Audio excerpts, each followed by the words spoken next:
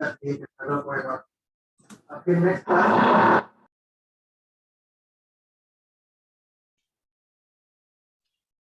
For future webinar series में आप सभी का स्वागत। Indian nurseryman association organised webinar, this is an 85th webinar. आज का जो webinar that is on the sustainability issues for landscaping and solutions, and a very important issue, and today we have with us Dr. Krishna Tomar sir, assistant professor, Department of Floriculture and Landscaping, College of Horticulture, Banda University of Agriculture and Technology, Banda, Uttar Pradesh. So I welcome him on behalf of Indian Nurserymen Association. So welcome you, sir, on the platform of Indian Nurserymen Association. I also welcome all the participants who have joined us for this webinar. So welcome to all. Under the dynamic leadership of Mr. YP Singh sir, we are doing a lot of activities in the field of nursery and landscaping, and we have to just review of the activities done by the Indian Nurserymen Association during the tenure of YP Singh sir. Just I request Shivangi madam to give a brief review of activities we are doing under the leadership of YP Singh sir. So over to you, Shivangi madam. Thank you, sir. Good evening, everyone. I welcome you all for today's webinar. And in the meantime, I'll share my screen.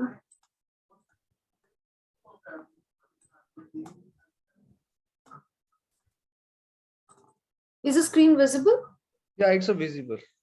Please go ahead.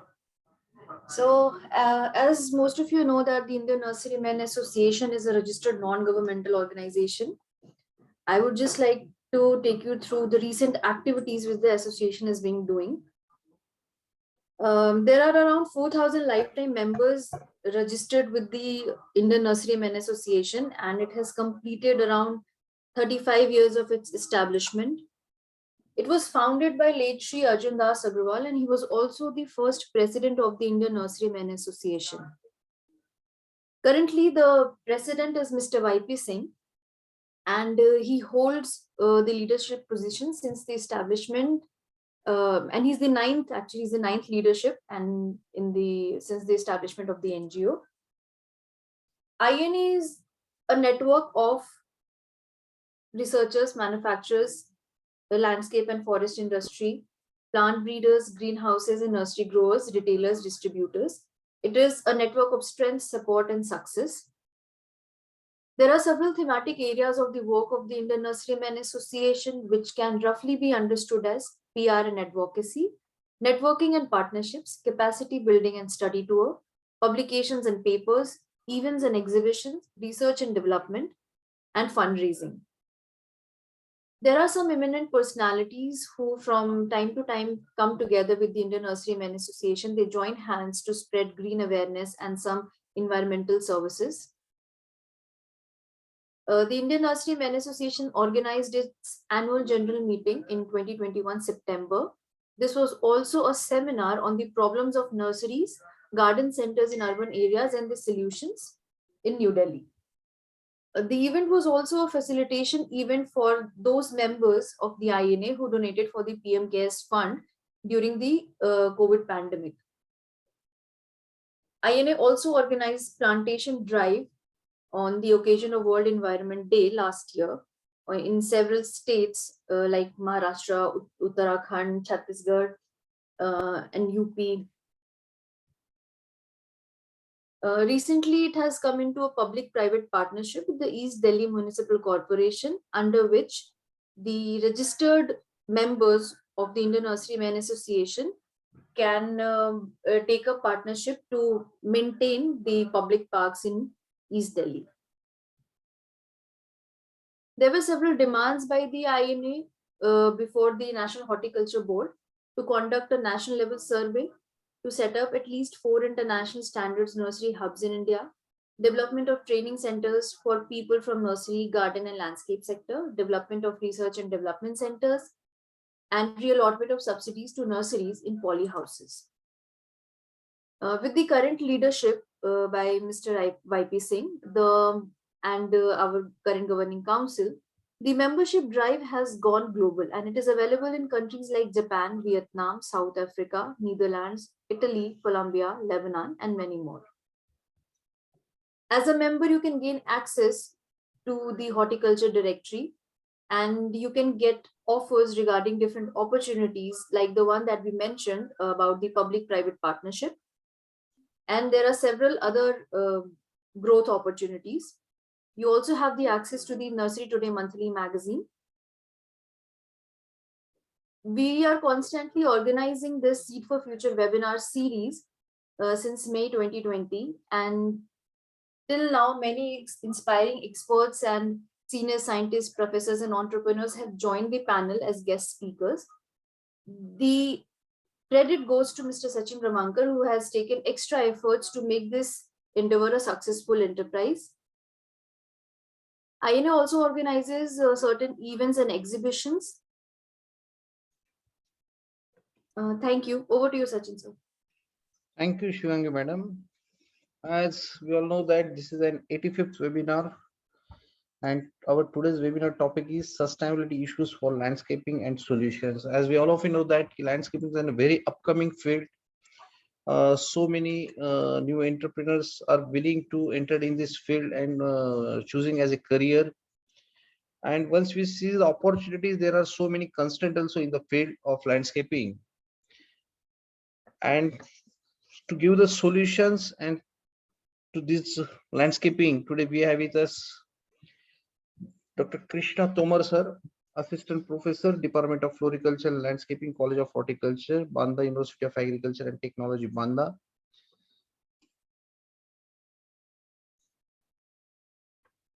Since 23rd December 2017, he is serving. He has served at two constituent College of Central Agriculture University, Imphal, Manipur, including College of Horticulture and Forestry, Pasighar, Arunachal Pradesh for 13 years in different capacities. Owing to his vast practical experience in landscaping, he has been assigned the task of landscaping in charge of Banda University of Agriculture and Technology campus, and he is associated in teaching, research, and extension for last 17 years. Including 10 years in teaching, he has published more than 30 research papers in national and international journals, 2 books, 3 manuals, 10 book chapters, 17 popular articles, 20 abstract and presented research papers in international and national workshops, seminars, and symposia. He also delivered 3 TV talks. He has guided 2 PG students and major guide for 4 PG students and co-guide. His PI and co-PI in various research projects. He's promoted flower cultivation, especially marigold and chrysanthemum in Bucklehead region. He is regularly invited by Raj Bhavan, Lucknow for judging of state flower show. He is a member in various public sector committee as expert for landscaping. So today we have with us a very expert and eminent personality, Tomar sir, and we are very fortunate that today we are getting valuable knowledge from on sustainability issues for landscaping and its solutions. So once again, I welcome him on behalf of Indian Nurserymen Association, and I request him to deliver his talk on today's topic. So over to you, Dr. Tomar sir.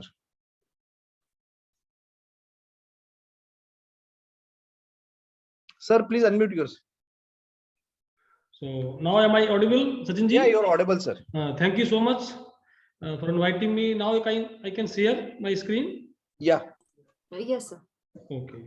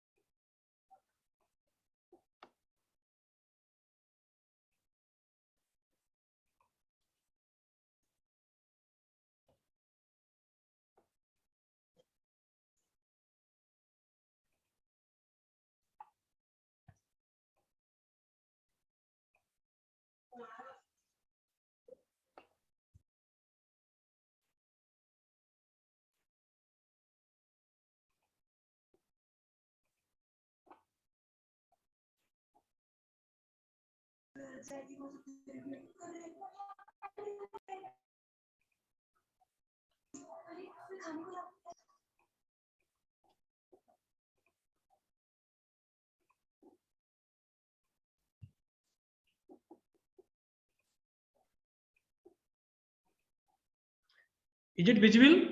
Yeah, it's visible, sir. Okay. Please go ahead, sir. Okay, thank you so much. First of all, good evening to all of you.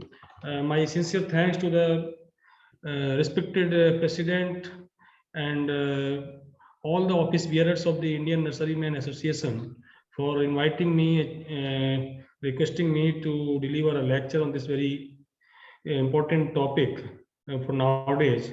So first of all, I express my sincere thanks to Sachinji. He requested me, and anyhow, we made a plan to deliver a lecture for today's. So all the participants, whosoever joined this time virtually, so on behalf of the Banda University of Agriculture Technology, I also express my sincere gratitude to them. The topic I have been given to deliver a lecture on this webinar. The topic is sustainability issues for landscaping and solutions. As organizer told to the participants, the landscaping is a very blooming business nowadays, and it is coming up a very flourishing this business for youngsters and for the professionals also, and especially in metropolitan cities and other sectors where they can earn money. They can join this business as a professionals, as a service providers. And so the dimensions and the means various dimensions in this sector, even plant suppliers, you can be a nurseryman, you can be a means architect, plant architect. So but nowadays these as any business is blooming, but some of the issues are always arise before the business. So how it can be sustained, because on the traditional pattern we follow the business, on the traditional pattern we are implementing the business, but for the last 20-30 years people had witnessed some challenges also, because everyone is interested to see the scenic beauty in front of the any skyscrapers, buildings, any very gorgeous buildings, but how it can be managed sustainably, and so the efforts will be less and the cost can be minimized, and it should not be a disturb to the environment also. So some issues are before us. So I will try my level best to satisfy audience. How much I will be successful, I don't know. It will be up to the audience. So this is a blue planet, Mother Earth. Every activities we commit, it is take place in this earth in across the world. Whosoever involved in any activity, whether related to the agriculture, landscaping, or manufacturing sector, so somewhere it is destroying this our Mother Earth. The ultimate goal is to save this Mother Earth, our blue planet. So whatever activities is committing, so somewhere we have to very much cautious whether it is disturbing, it is deteriorating our Mother Earth. So somewhere we have to be very much focused on in landscaping also. We don't adopt the activity, we don't adopt any practices which practices can be disturbed to this our planet. So this is a very much ultimate goal should be before us. As we know, the better water and better world. So if in a landscaping, the consumption of the water is very high. If we calculate, because the landscaping at each and every portion of the garden, every portion of the wherever landscaping premises, it should be a lush green. So to make a lush green, we have to provide the water every time. Otherwise, the look of the landscape will be not dull. So it requires water. So here we have to save the water. It also should be a focus. Nearly 10, as we know, the 97% of the world is salty water, salty, or it is undrinkable also. And 2% is logged in ice caps and glaciers. So we can say it is 1% is reused again and again to support human existence.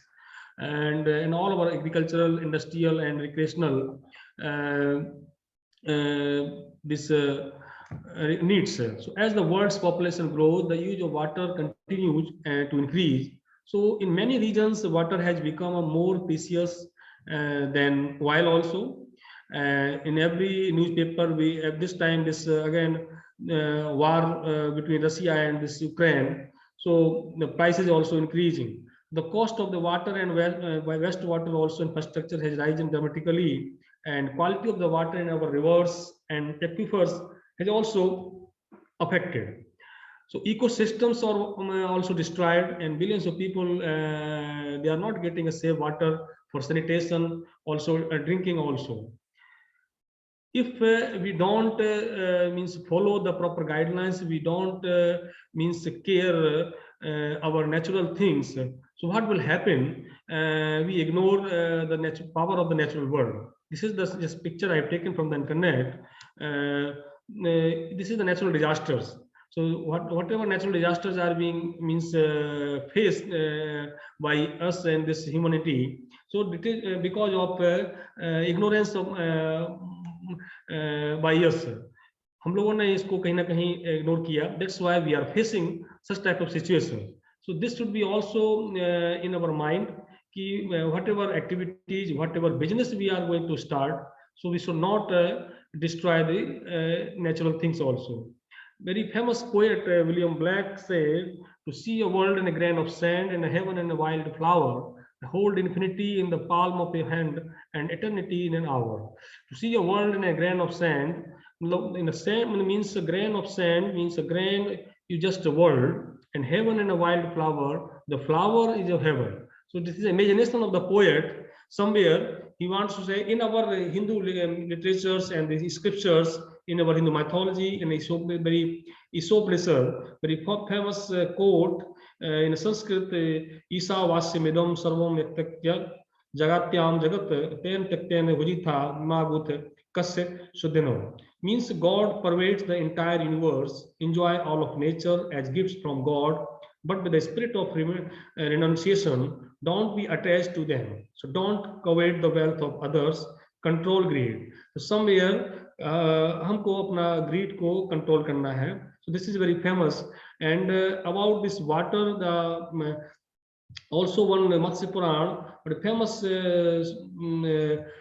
Sukta says, Das Kup Samabapi, Das Bapi Samohida, Das Hida Samaputro, Das Putro Samahadruma. That means a pond equals 10 wells, and a reservoir equals 10 ponds, and a sun equal 10 reservoirs, and a trees equal 10 suns. Means 10 wells we did, just like a pond, and 10 ponds means just like one reservoirs, and 10 reservoirs equal to one sun, and 10 suns equal to one tree. So if you plant a tree in this Mother Earth, so you can get this means benefit means जो पुण्य है कितना ज़्यादा आपको मिल सकता है. So it has been means narrated by our forefathers means several years ago, 100 years ago, 1000 years ago. But now here we have to start this our business where means a step where from which means step we can take initiative.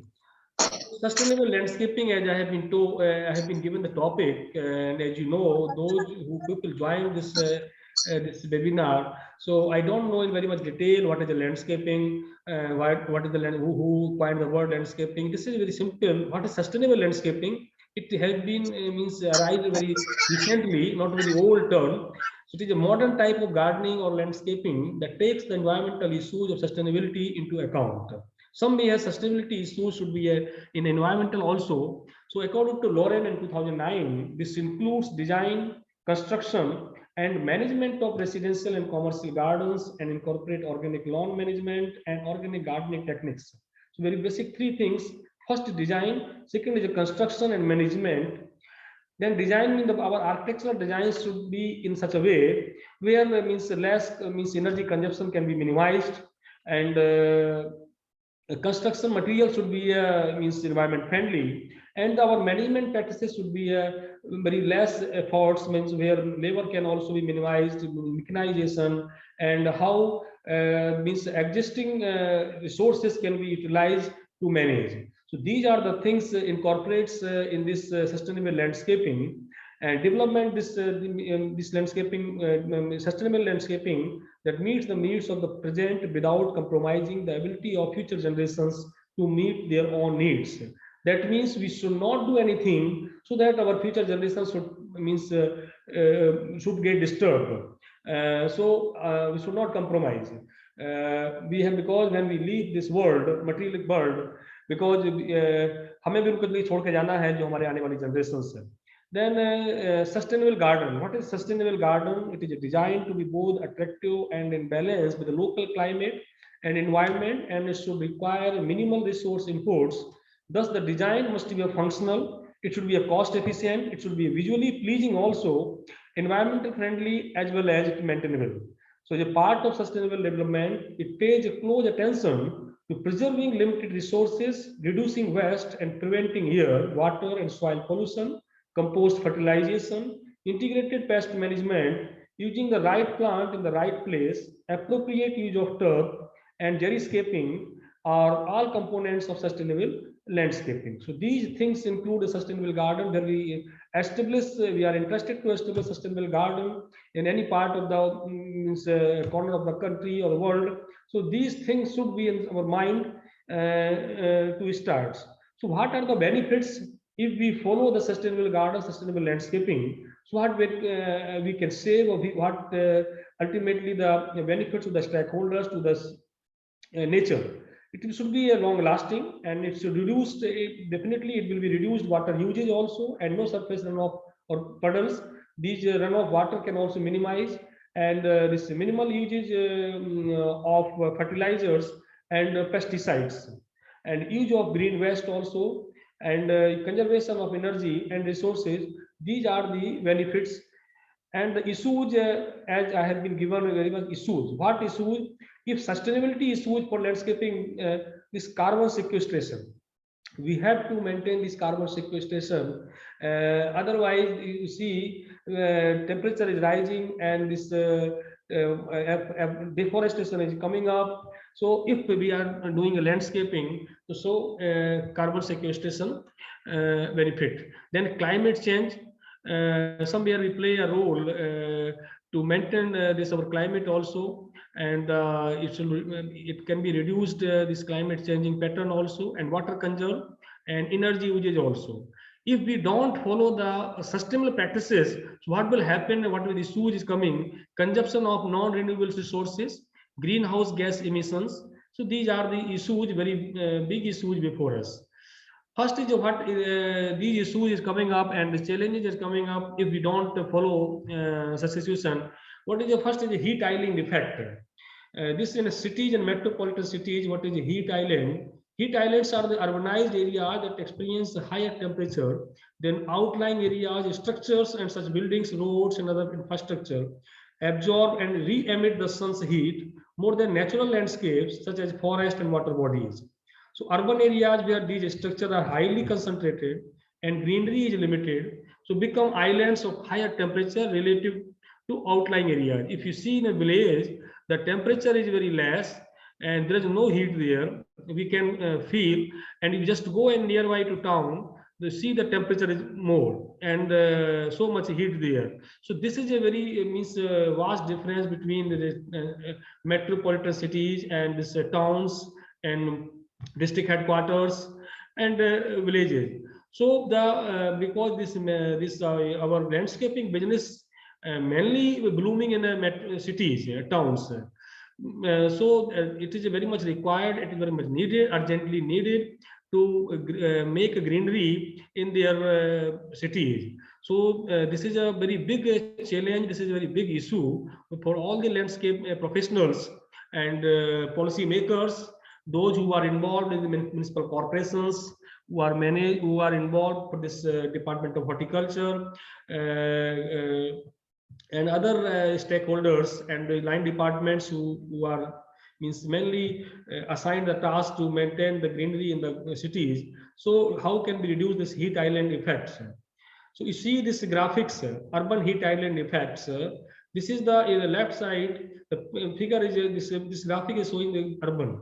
You see this surface absorbs more heat. These are the only concrete buildings are here, and this surface more heat absorbing, the surface absorbing heat more, and here less cooling from evaporation and plant transpiration, because there is no plant air here, and less ground storage of rainfall, because rainfall storage is not there, because surface is totally concrete. Here in the rural area, you see the surface absorb less heat because here greenery here, and greater cooling from evaporation, plant transpiration, because the plants are here, and the ground storage rainfall also greater in compared to urban.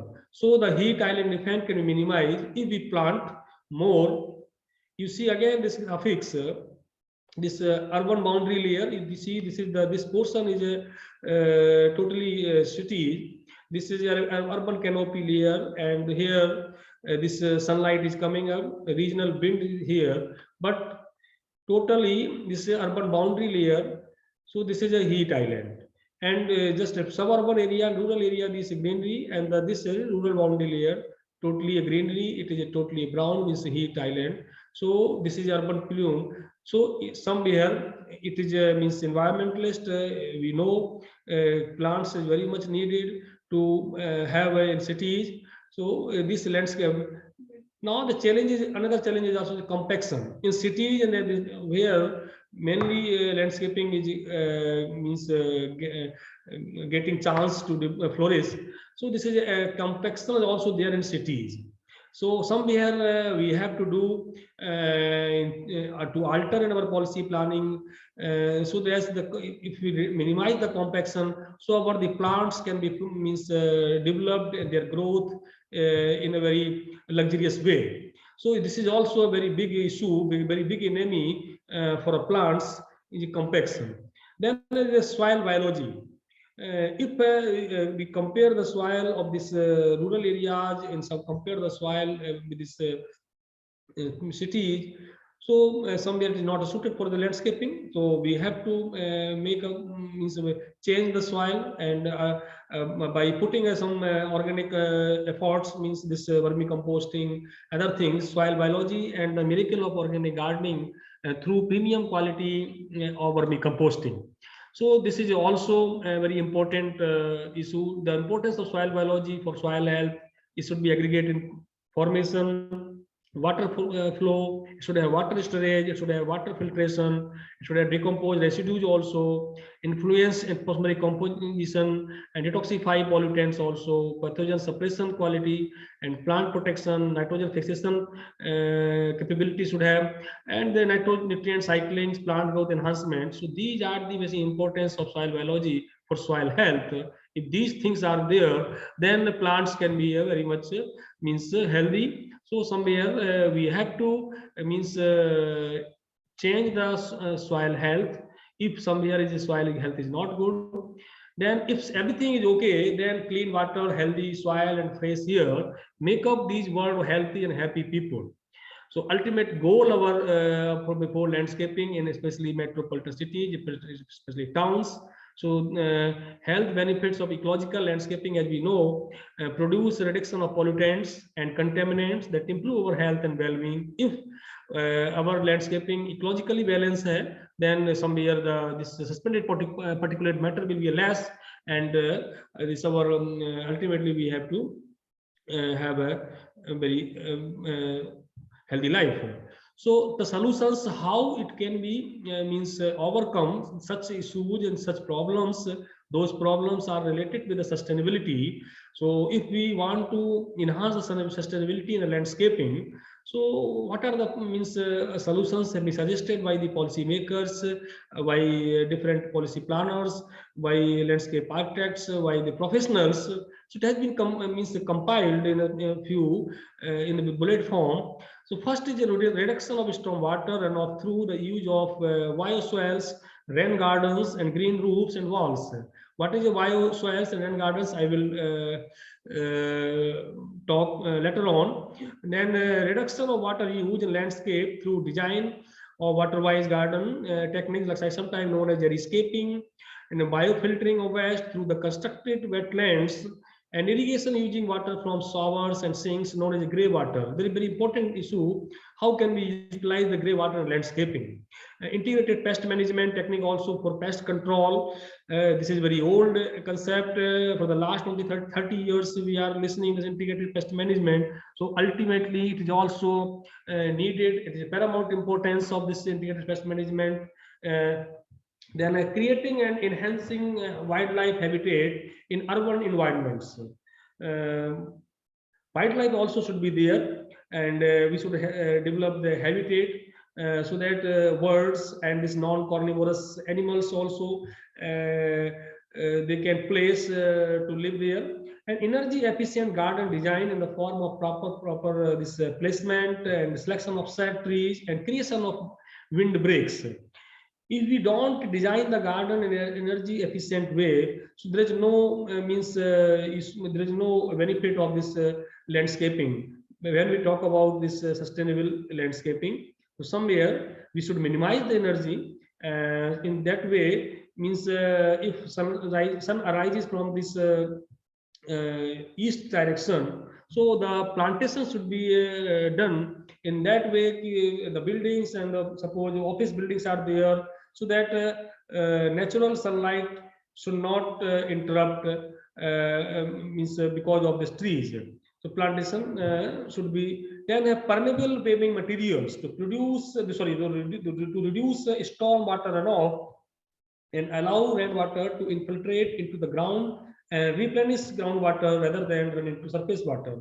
Because what I observed, as we know, in cities and gardens, the driveway, this everything, this pavement, generally we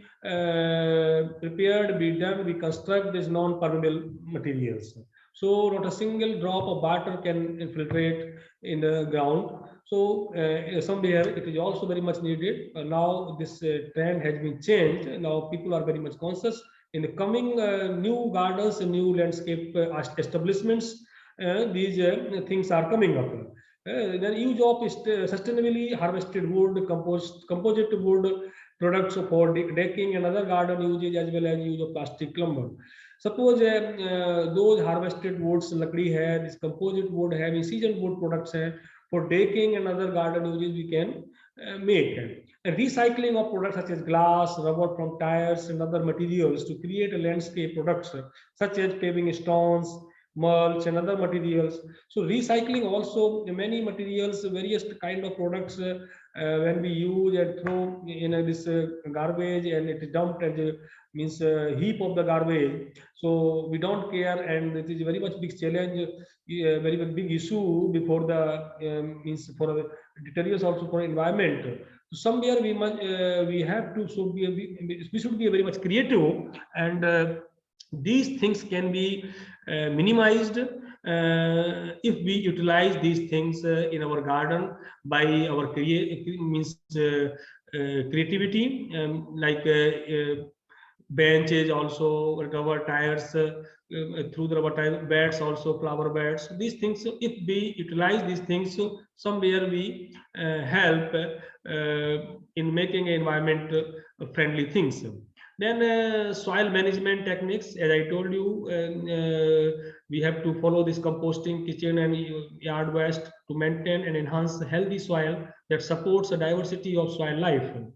And integration and adoption of renewable energy, including solar powered lighting, and development of lawn alternatives such as xeriscaping, floral lawns and meadows, these things.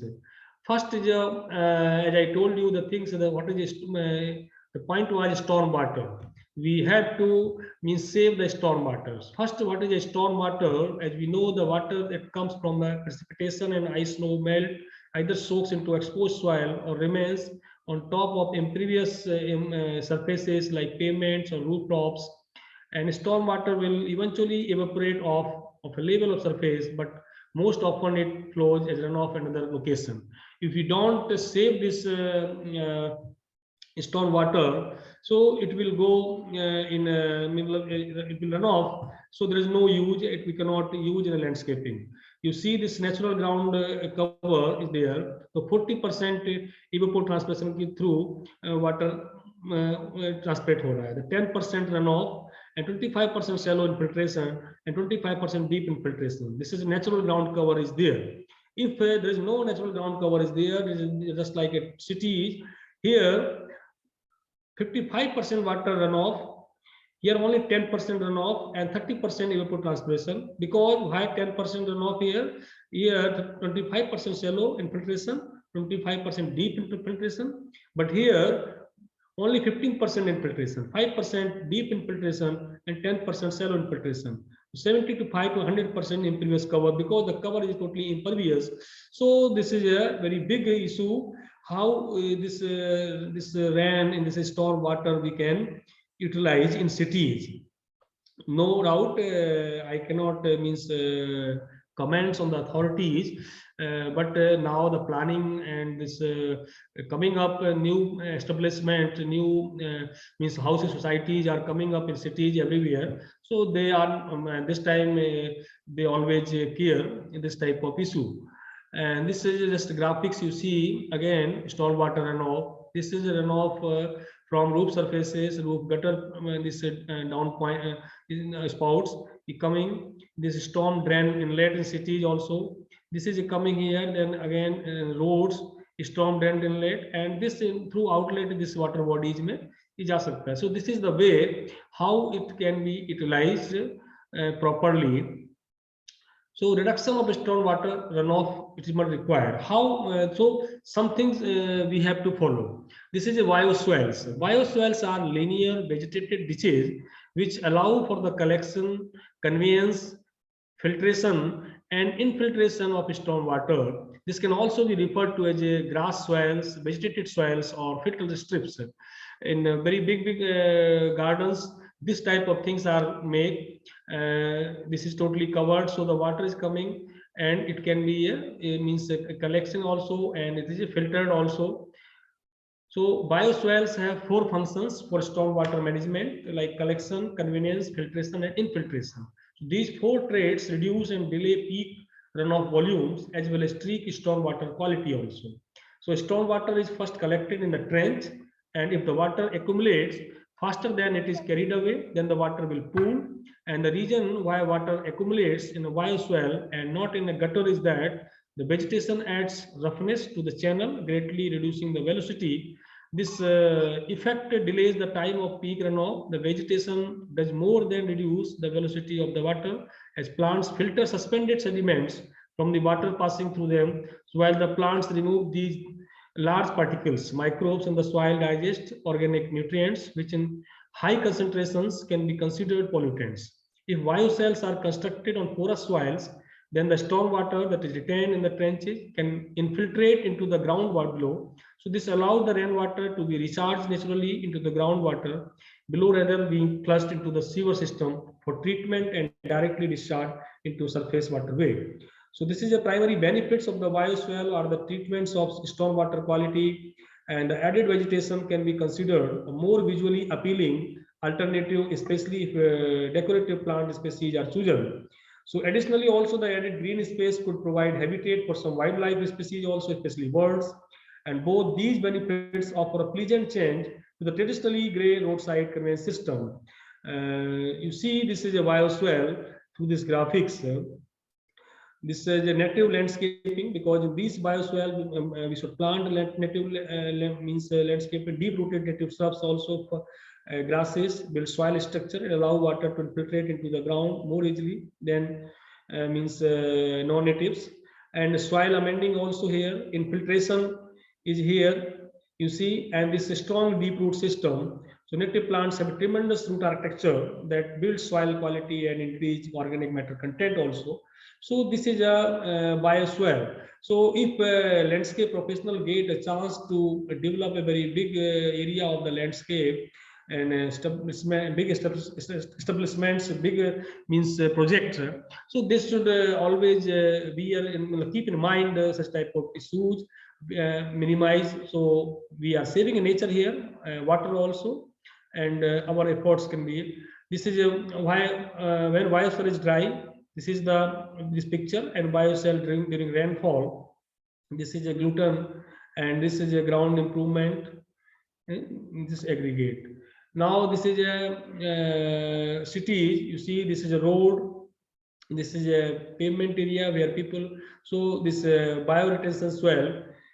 Plants are here, and this perforated pipe. Then this gravel base. Then bioretention soil is here. This is a mulching and planting there. So ultimately, whatever water is here, then is going through this. Then picture again, you see, this is a bioswell. This area, the water is coming from this side, and here this this mass planting here, native plants are here. So very means mass effect also plant we can enjoy, and no need to irrigate the plants again and again. So this is a type of landscaping can be created just along the roads, highways, and wherever means undulated or natural land is there. This is a bioswell. You see, this is a pipe here. So these are the means some pictures of the bioswell. Here again. Then rain gardens. So what is the rain gardens? It is also bioretention facilities, one of a variety of practices designed to treat polluted stormwater runoff. So rain gardens are designed landscape sites that reduce the flow rate, total quantity and pollutant load of runoff from impervious urban areas like roofs, driveways, walkways, parking lots, and compacted lawn areas. So rain garden plantings commonly includes wetland, age vegetation such as wildflowers, sages, rushes, ferns, shrubs, and small trees. So these plants take up nutrients and water that flow into the rain garden, and they release water vapor back to the atmosphere through the process of transpiration. So deep plant roots create additional channels for storm water to filter into the ground.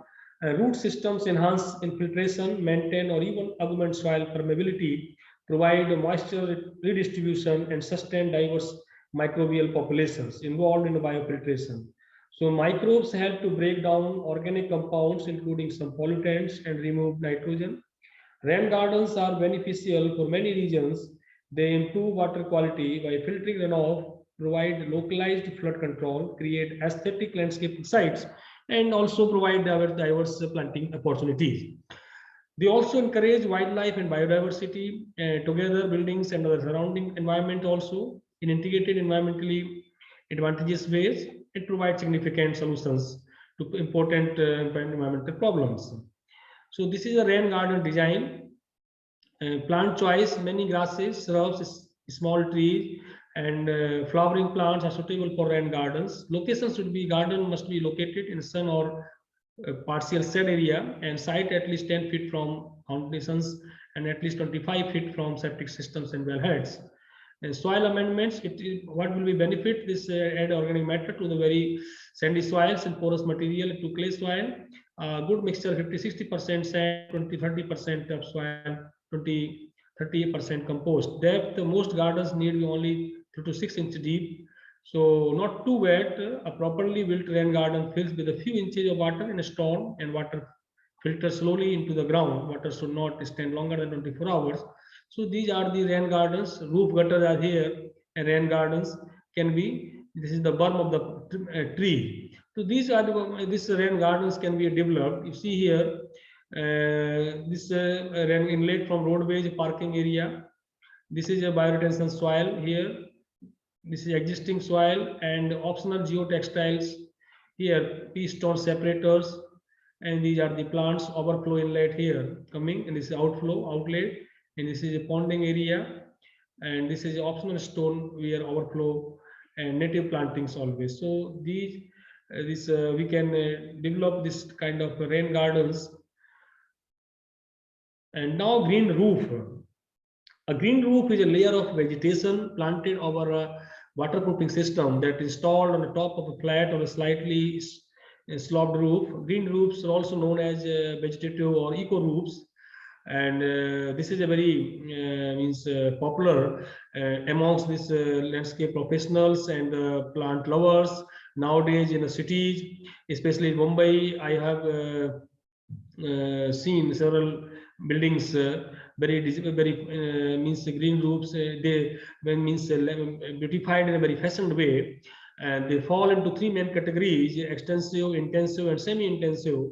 Although there are no precise definitions of them, but extensive green roof has a shallow growing medium, usually less than 6 inches, with a modest roof load, limited plant diversity, minimal watering requirements, and is often not accessible.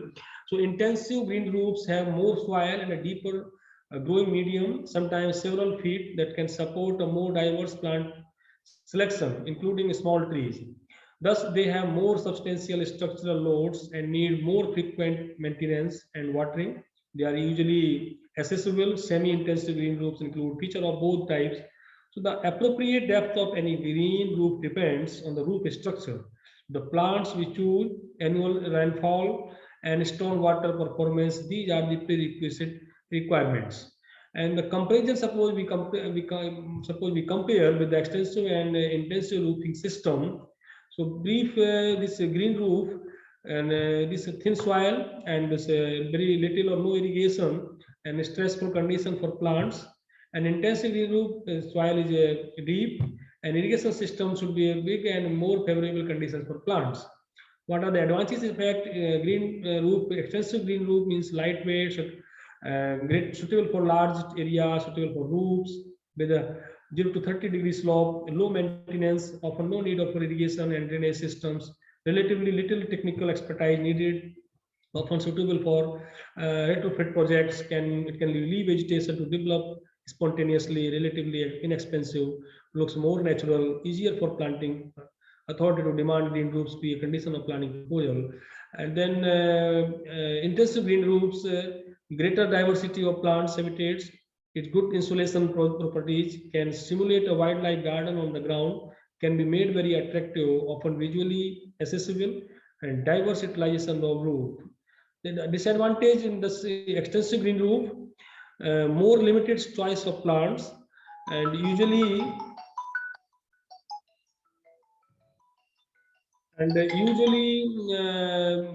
no access for recreation or other uses, unattractive to some, especially in winter, and greater weight loading on roof in the intensive green roof, need for irrigation and drainage, sometimes hence greater need for energy, water, materials, high cost, more complex systems, and expertise also required. Then vegetation, you see here this just layer wise in the green roof. In this bottom, this structural roof support, this is a vapor control, this is thermal insulation, and the waterproof root repellent roofing membrane support here. This blue is waterproof. Then drainage layer must be there. This is a filter membrane and the growing medium. So the vegetation, this is a consisting of mineral aggregates and a small amount of organic materials. So these are the pictures of the green roof. Now this modular is coming up, and modular is available in the market. So with this modular, we can make after means vegetation growth. So these gaps of the modular will be covered by the vegetation. So then in the future it will not be visible. And you see this picture in cities. So the railing of the green roof should be constructed in that way. The outside people can view your this green roof, beauty of the green roof. Otherwise, if railing in constructed means just means straight way, so it will be covered by the railing. So somewhere this railing design should be means fabricated in that fashion. And these are the some few glimpses of the green roof pictures we can develop. So water retention for traditional roof versus green roof. So rainfall, suppose retain and standard roof or green roof, average retention rainfall means 25% standard roof and green roof 80%. Retention at peak runoff 26% standard roof. There is, suppose there is no greenery roof, and it is 74%. So ultimately, first goal was to conserve water. So here also we are conserving water and making a greenery in the buildings. So those people, they means don't have a place to develop a garden in the Low areas means where they are living, they have only a house, and they can develop this green roof in their roof also, this garden. So these are the some pictures you just see. So this is a pictures. This means this green roof business also new things and this new idea, and people are this means taking up very in a very enthusiastically, and the landscape professionals also giving services, especially in the metro cities. Several buildings I have personally seen in Mumbai, and so this is the beauty of the green roofs. You just enjoy this beauty.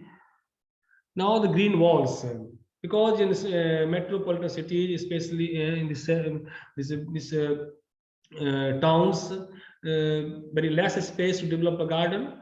So before this authorities, this is also a means challenge how every area can be a greenery. This time I was just yesterday when I was just seeing one video. One of the very key persons in this municipal corporation, I think in Delhi, he is developing this median. Median means the area where we generally live in between two roads in towns. Generally, it was covered with pebbles totally. So totally barren. There is no means plants, but very responsible authority of that I think garden agency. I don't know which is the suitable exact name of that agency. Some I think name person, his name is Mr. Chelaya.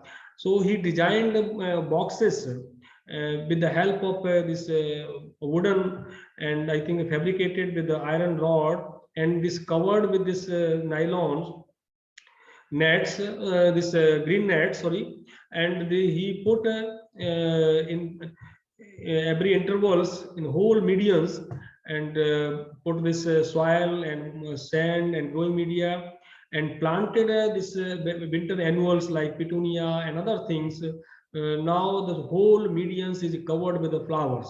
So this is the things we can, the place he utilized to make a green rather than totally means barren.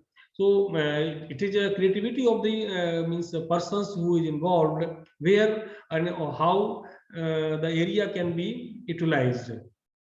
And this green wall also, this concept came before us a few years ago. So this is a vertical type of gardening, but here only our concentration is growing flowers only, because landscaping point of view.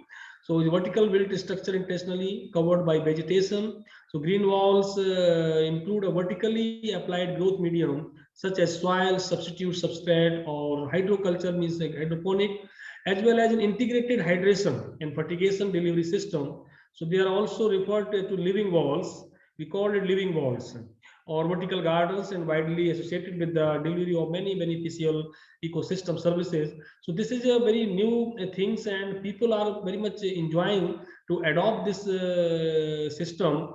In cities, everyone is interested to have a hydroponic wall culture and green walls in their balcony, in their portico. So this green walls generally, these two terms are here. One is a green facade. So green facade and green walls are totally different. So green wall generally differs from this more established vertical gardening typology or green facades, as they have the growth medium supported on the vertical face of the host wall, while green facades have the medium growth medium only at the base. So generally growth facade में होता क्या है कि we plant these any or selected plants in a container, and we put a container in and ground bed just nearer to the wall, and the plants climb with the help of this clingers, with the help of sticky substances, with the help of tendrils and other things over the wall. So this is a kind of a green facades. So this is a first this is a term green facades and green wall. Green facades can be created just like ficus repens. very important plant. So we can develop green pickets, but green walls are totally different, because the green walls, this growth medium is just supported on the vertical face of the host wall through, and the green pickets typically support climbing plant that climb up the vertical face of the host wall, as I told you. So this is the, you see this picture, this is a green picket. This just left side picture, this is a green picket. The plants are here, and just it is climbing over this wall. So, and this is a green wall.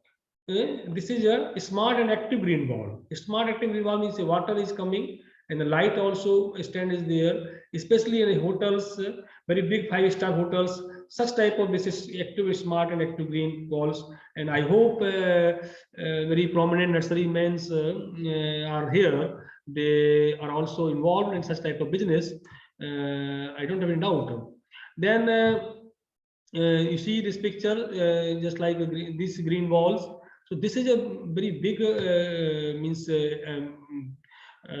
project, and this very new project. This is a very project is coming up before the landscape professionals, nursery men who are involved in such type of business.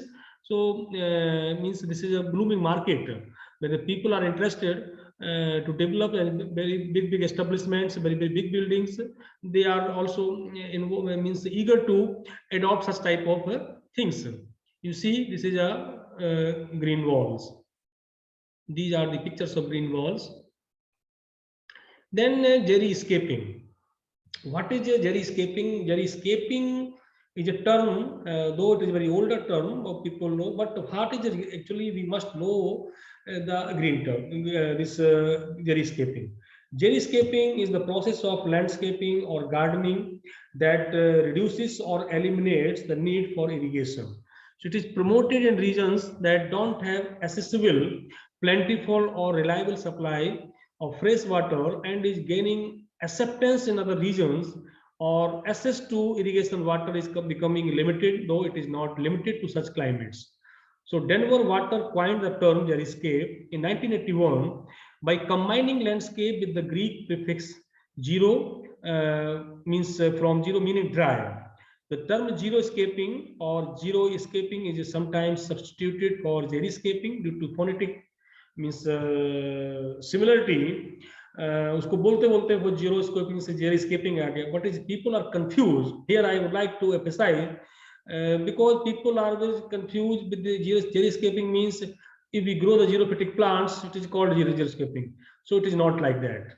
Zero-scaping means if dry means we supply the less water, it is a kind of jerryscaping. Xerophytic plants का कोई इसमें concern नहीं है. Then so these are the pictures of the jerryscape garden.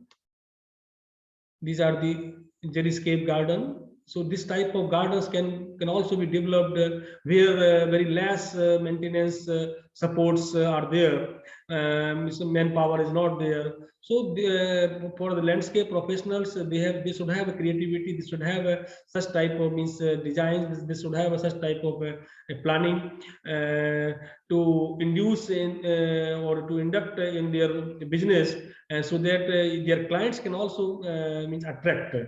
They can attract. Then what is jerryscape? I told you, it can reduce water consumption by 60% or more compared to regular lawn landscaping. In Turkey, in Turkey, one of the first large-scale jerryscaping evaluations was conducted. So it was found that switching an average city park to more native vegetation in the region can lower irrigation usage by 30 to 50%. So itna zyada we can reduce the irrigation water. Then designs of jerryscaping. How jerryscaping can be designed? Plan and design, soil amendment, appropriate plant and zone selection. Which plants can be suited for particular area, in which zone you are residing, in which zone and which agroclimatic zone you are working. So somewhere we have to think over it, and we have to list out the plants then we go for that. Mulching is very much required, a limited turf area, because lawn area should be less, because it requires water more, and maintenance. So these are the some designs we must have. Then these are the pictures of this Jerry's cave. Then very important issue, this wetland. How this wetland से हम कितना ज़्यादा उसको constructed wetland से हम किस तरह से उसको हम यूज कर सकते हैं इसमें अपना इकोसिस्टम्स को ठीक करने के लिए. So wetland, generally we have to develop wetland. It is not a natural wetland, constructed wetland. And constructed wetland is a unique and distinct ecosystem that is flooded by water either permanently or seasonally, where oxygen-free processes prevail, and the primary distinctive factor of wetlands from other landforms or water bodies is the occurrence of adaptive vegetation of aquatic plants, characteristics to the unique hydric soil. The modified form of wetland is termed constructed wetland. Constructed wetland for water treatment are complex integrated system of water, plants, animals, microorganisms, and environment also. So wetlands play a number of functions, including water purification, water storage, processing and recycling of carbon and other micro and macro nutrients, stabilization of shorelines, and support of plants and animals. So you see this wetlands. Pardon.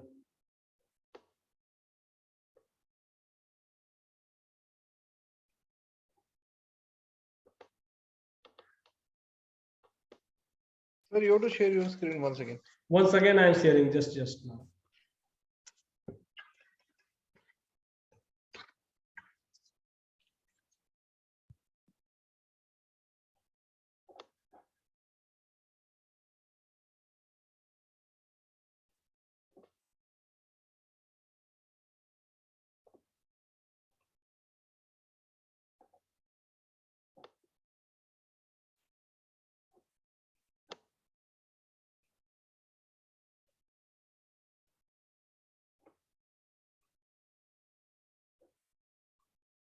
Now it is visible, Sachin ji? Haji, it's visible. Okay, thank you. So just constructed wetlands, just I am talking about. Suppose the wastewater is flowing here, and the plants we plant here, and this type of this, antibiotics and reloading this effluents. So these are these just to see these graphics. The plants are very selected plants we put here. So what are the benefits? Biodegradation, the substrates adsorption also here, and plant uptake. These three benefits can be means wait. Then here this plants, suppose those plants be marshy plants, we can this plants as a stifa plants, hydrological gradients should be here, inlet pipe, and here we planted here, so treatment zone water level. So we this here we can treat the plants because through the constructed waterlands, wetlands also. So this is a new things and it is coming. You see this picture, this is a taifa again, and you see like recycled mound with 2 inches of large bark mulch is here. And top of water. In IRI also, Water Technology Center, they developed very constructed wetlands and means treating the water. So this is a pea gravels are here and wetland plants are here. So this is outflow and water is treated. Then grey water. Grey water is very important, and generally every day in every house holds we discharge from our houses effluents. Somewhere it is means contaminate soils also, somewhere it is just stagnate in small potholes. So so grey water and this sludge also spilled grey water, and in some time referred to domestic wastewater, we can say, generated in households or office buildings from streams without fecal contamination. And all streams except for this wastewater from toilets. The sources of grey water include sinks, showers, baths, washing machines or dishwashers, as grey water contains fewer pathogens than domestic wastewater. So it is generally safer to handle and easier to treat and reuse on site for toilet flushing, landscape or crop irrigation and other non-potable uses. So toilet water को छोड़ के बाकी सारा होता है. So grey water may still have some pathogen content from laundering soiled clothing or cleaning the anal area in the shower or bath. So the new word water refers to all the energy we spend making water potable and transporting it around. In the state of California, 20% of our overall energy is used for this purpose. So using grey water eases your water budget and reduces your water G and conserve the water itself when you keep it on your site. So these are, suppose the house, these are this washing machine. So washing machine का जितना पानी है इधर से इसको आप बाकी जगह फैलता रहता है. So it can channelize in the irrigation tube to outlet, so it can be in a garden in this way. And you see these are these bathrooms. After bathing, this water can be utilized in these plants. Then energy consumption. Energy consumption is also very much important. How we can this energy efficient garden we can create. So energy efficient garden can be created. Suppose energy consumption can be reduced to a greater extent by proper utilization of landscape elements such as trees, shrubs, ground covers or vines in strategic locations and the proper quantity. As I told earlier, the selection of plants and the locations of the location selection in a garden should be very in a smarter way, so that we can means minimize the energy consumption in our landscape premises and landscape establishments. So such kind of landscape systems can convert solar heat energy into moderate thermal loads. Thus, the need for mechanical cooling is reduced. So proper planning and management of landscape help us to achieve a higher comfort level within the buildings. So landscape elements can be used to alter the microclimate around a building to regulate the heat gain in summer and heat loss in winter also. You see here, north side, this year evergreen trees, low shrubs, and this deciduous trees, this east side, this west side. So this is in this way. You see, this is a southeast. This type of plants are here, and north side, this type of plants. So the diagram is example just home position for maximum passive solar energy conservation. The south side of the home is the solar access zone, which will receive full sun exposure in the winter. So here, because this is a south, southwest, east, north, west, this portion is totally open. So then we can get the sun. Then tree as energy conservation. So diagram is shows deciduous tree leafing out and providing shade in the summer and then dropping its leaf to allow the house to have sun exposure in the winter. So this is a deciduous tree in summer, but in winter no leaves are there in plants, so the full sunlight the house owners are getting.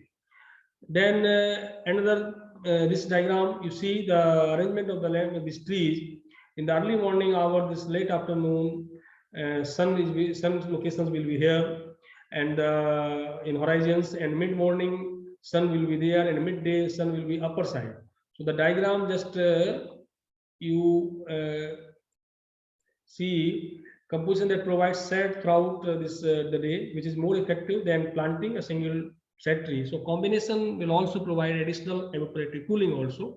So this is the very means a few things we can choose, we can adopt in our planning. Then permeable paving, very important thing, as I told you.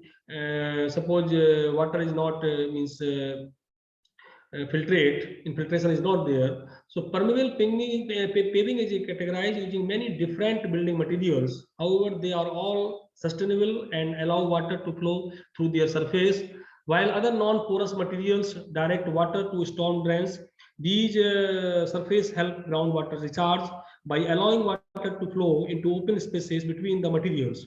So these porous materials also filter pollutants and solids from the water as it percolates through the surface. So permeable paving is becoming more popular among home and business owners in the past couple of years due to this innovative methods to save water.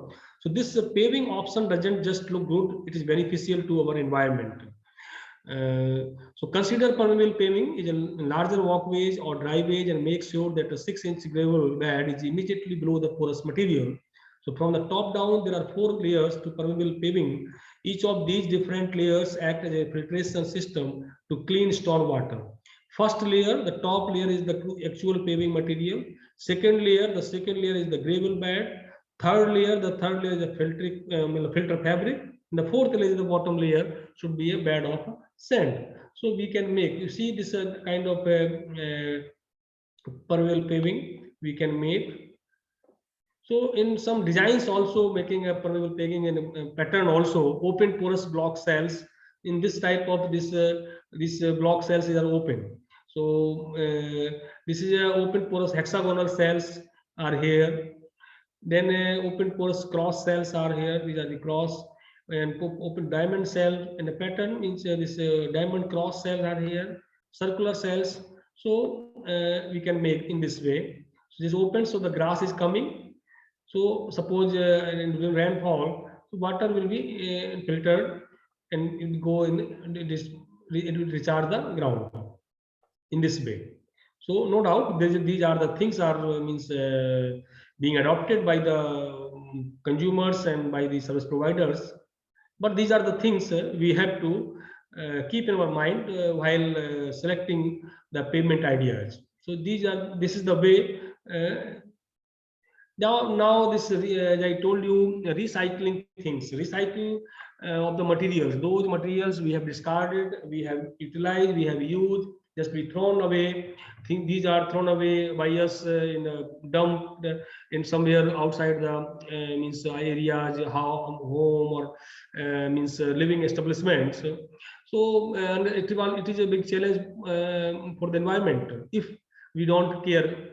So if otherwise these things can be utilized in a very creative way, in a very creative mood. So you see just this Rohio plants are planted here, and this very just like terraced beds are made. So means hundreds of this used tire used here by the designer and user. So this is the way. It's just an example. So many things in our day-to-day life we used and we just discard. We don't bother, but it is a very big means a problem, very big means a challenge before the environment.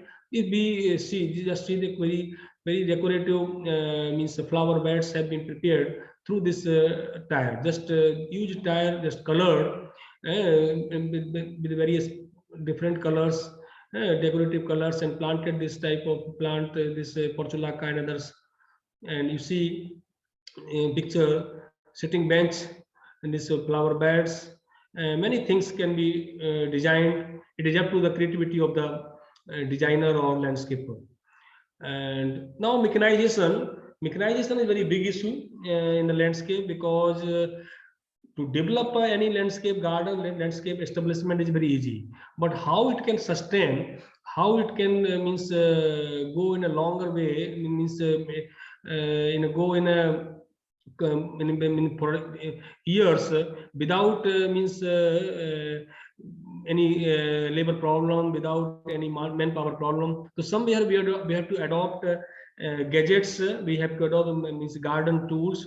Those garden tools are means heavy duty, means power operated. So these are this trimmer we can purchase, we can means emphasis in our program, so that one day your hedge can be trimmed. Means 10 persons will do work, but this thing can do more than that. These are this lawn mower, means just ride of lawn mower. It can also be purchased. These are the self-propelled grass trimmer. It can all be. So this is a means cordless grass trimmer can be utilized. Now this roadside maintaining the grass is very big issue. So these are the attachments coming up. This available in the market. If we put this attachment, so because in this area lawn mower cannot be, means lawn mower can go here. So these things can be done only through this big means JCB machine or others tractors operated this time. So this mower attachment, mower things have been attached here, and it can be done. Then a very important issue, we should have use of native plants. If we use native plants, we use, that will be very much useful. So we should not means very much curious and very much eager to adopt non-native plants in our localities where we are doing our job. Means we have a project, suppose in Banda, so we should not very much focus to purchase plants from South India and East India, because the region is Banda as means dry. So somewhere we have to list out the plants. Those plants can only be sustained here. If we purchase the plants from Kashmir to this Banda region, so definitely we have to we will fail. So the plants cannot be sustained here. So the sustainability can come only if we select the plants. Ultimately, the key plants are the key points and the very important means ingredients of the landscaping. If we means not means very much careful while selecting the plants, तो सारा हमारा जो landscaping plan है it will be fail हो जाएगा ये कहीं ना कहीं. So always wherever you see, because in non-native plant it is just a representational graphic picture. I'm just narrating you. These plants are non-native, so that you see the growth of this root zone is very less. Here plants are native, their root growth is very means luxurious, very deep root system. So this is a basic things. So always we select plants. Other thing also can be done, means we put organic fertilization in our system, and many things can be done. But though the topic is very big, I could not include many issues because it requires a very big lecture.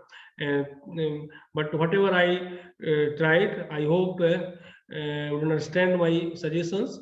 So thank you so much on behalf of Banda Agriculture University and on my personal behalf to the organizers for inviting me to this lecture. Thank you so much.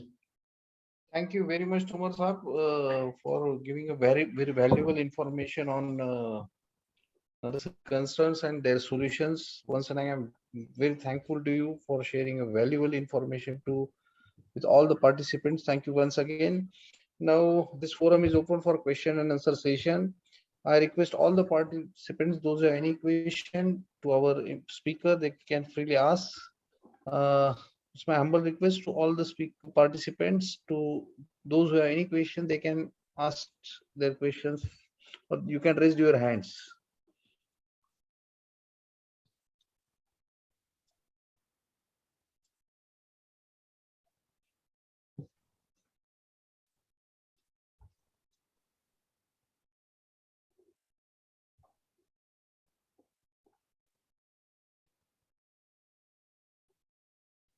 I think there is no question, Tomar sir. But we have shared a valuable knowledge, valuable information, and very creative things you have shared, and it will be helpful to the professionals and those who are willing to start their career in the field of landscaping. It might be helpful to all of us. So thank you very much for a nice session. Once again, I am very thankful to you on behalf of Indian Nurserymen Association for sparing your valuable time for Indian Nurserymen Association. And you have, in your discussion, you have shared the name of Mr. Chaldai sir. He's the director in Delhi. I saw his work very closely, and he's doing a fantastic work in urban area. And it's a good example for all of us. It's I will say, the inspiration and motivation for all of us. He's doing a fantastic work. So whatever the things we are seeing, we should share with each other, and it may be helpful for all of us. So once again, I'm thankful to you and all the participants who has joined this webinar. So thank you once again, and we will have a next webinar next Thursday by 8 o'clock. Till then, I have a nice time to all of you. Thank you very much. Thank you. Thank you, sir. Thank you. Thank you. Thank Thank you, you so sir. much. Good night to all of you.